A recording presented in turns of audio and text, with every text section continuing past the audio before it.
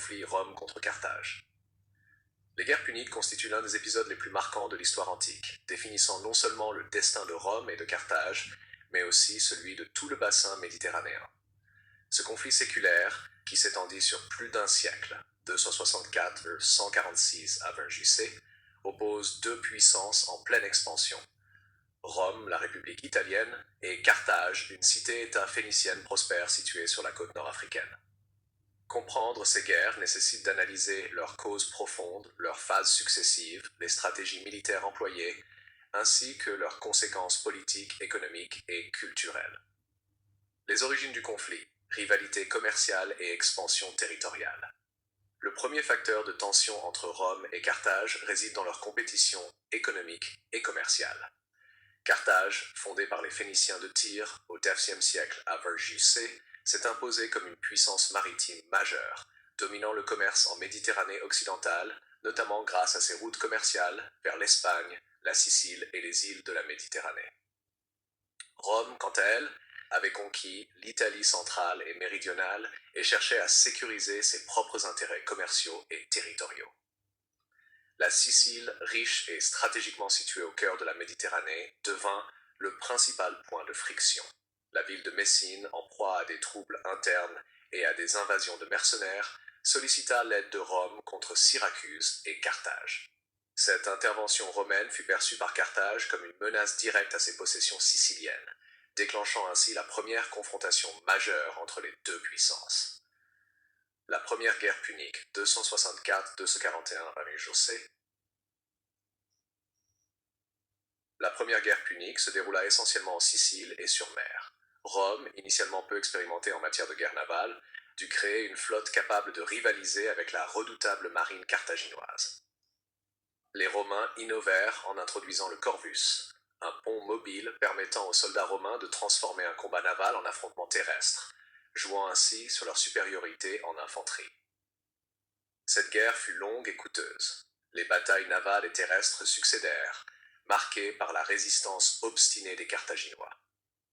Finalement, Rome parvint à imposer sa supériorité navale et obtint, par le traité de paix de 241 avant JC, la cession de la Sicile à Rome, première province extra-italienne de la République. Ce succès fut décisif, car il permit à Rome de se projeter durablement au-delà de la péninsule italienne et de s'affirmer comme puissance méditerranéenne.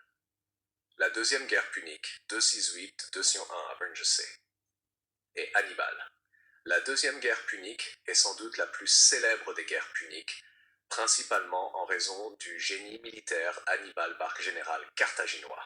Né en 247 avant JC, Hannibal nourrissait une haine profonde contre Rome, inculquée par son père, Hamilcar, et jura de venger les humiliations de la première guerre punique. Le conflit éclata lorsque Rome soutint la ville de Sagonte, en Espagne, contre l'expansion carthaginoise. Hannibal réagit en traversant l'Espagne et dans un acte audacieux franchit les Alpes avec ses armées et ses célèbres éléphants de guerre pour attaquer directement le territoire italien.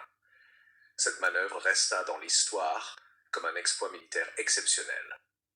Hannibal infligea plusieurs défaites majeures aux Romains, notamment à Trébie, au lac Trasimène et surtout à Cannes en 216 avant JC, où l'armée romaine fut presque entièrement anéantie. Cependant, malgré ces victoires spectaculaires, Hannibal fut confronté à des problèmes logistiques et stratégiques. Le manque de renforts, la difficulté à maintenir son armée dans un territoire hostile et la résilience romaine. Rome, adoptant une stratégie de prudence appelée fabienne, évita les confrontations directes prolongées, harcelant les forces carthaginoises et épuisant progressivement Hannibal. La guerre se déplaça finalement en Afrique du Nord lorsque Scipion l'Africain, général romain, mena une campagne victorieuse contre Carthage. La bataille de Zama en 2002 avant JC scella la défaite de Carthage. Rome imposa des conditions sévères. Carthage devait céder ses territoires d'Espagne, réduire sa flotte et payer un lourd tribut. Ce traité confirma la suprématie romaine dans l'ouest méditerranéen et affaiblit durablement Carthage. La troisième guerre punique, 149-146 avant JC, et la destruction de Carthage. Après deux guerres, Carthage restait une puissance économiquement viable, mais militairement réduite. Rome, craignant une renaissance de cette cité rivale et sous l'influence de figures politiques comme Caton l'Ancien, décida d'éradiquer définitivement Carthage. Cette guerre fut brève, mais d'une brutalité exceptionnelle. Les Romains assiégèrent la ville pendant 3 ans, faisant face à une résistance héroïque des Carthaginois. En 146 avant J.C., Carthage fut prise et systématiquement détruite. La ville fut rasée, ses habitants tués ou réduits en esclavage, et le territoire carthaginois fut transformé en province romaine d'Africa. Cet événement symbolise la ruthlessness de Rome et son ambition de domination totale en Méditerranée occidentale. Conséquences des guerres puniques. Les guerres puniques eurent des conséquences profondes pour Rome et la Méditerranée. Pour Rome, ces conflits marquèrent le début d'un empire méditerranéen, avec l'acquisition de provinces, le contrôle de routes commerciales et la consolidation de son influence militaire et politique. La victoire face à Carthage renforça le prestige de Rome et modifia sa structure militaire, introduisant l'usage intensif de légions professionnelles et de flottes puissantes. Pour Carthage, ces guerres signifièrent la fin d'une puissance indépendante et la destruction d'une civilisation commerciale avancée. La perte de territoire et de ressources eut des répercussions économiques majeures, et la mémoire de Carthage resta un symbole de tragédie et de résistance héroïque face à l'expansion romaine. Enfin, sur le plan culturel et politique, les guerres puniques contribuèrent à la diffusion du modèle romain. L'organisation militaire, le droit et la gouvernance provinciale devinrent des références pour les territoires conquis. Ces guerres illustrent aussi la dynamique de rivalité et de compétition dans l'Antiquité, où la puissance militaire et économique déterminait le destin des cités et des empires. Conclusion. Les guerres puniques constituent un tournant majeur dans l'histoire de la Méditerranée antique.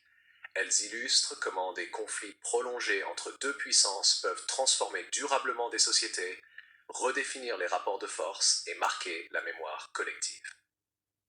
Rome, grâce à sa résilience, son organisation militaire et sa capacité d'adaptation stratégique, sortit victorieuse de ces affrontements et s'imposa comme la puissance dominante en Méditerranée occidentale. Carthage, malgré sa bravoure et ses compétences commerciales et militaires, fut anéanti, laissant un exemple historique de la fragilité des cités face à l'expansion impériale.